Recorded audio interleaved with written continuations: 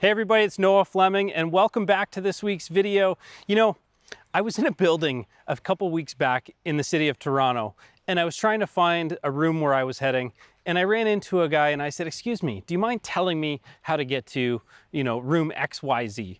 And he said, "I'm sorry, I'm just the janitor." And I thought about this because I went home and I started thinking, I'm just the janitor. That's such an interesting response because we've heard that from a lot of people. I'm just the secretary. I'm just the janitor. I'm just a teller. I'm just a server. I just work in accounting.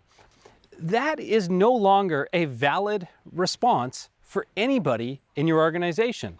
So you've heard me say this before, but the most important person in the hotel experience is the doorman. And the reason the doorman is the most important person in the hotel experience is because he's the first person you see and he's the last person you see.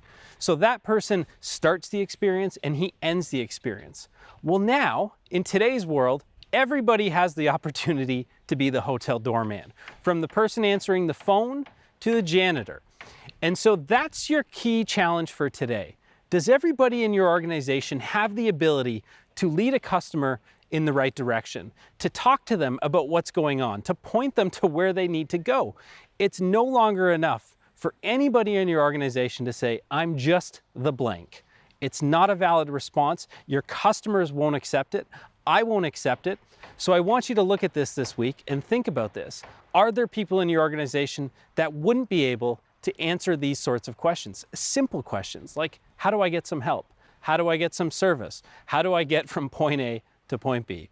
So that's your point to think about this week.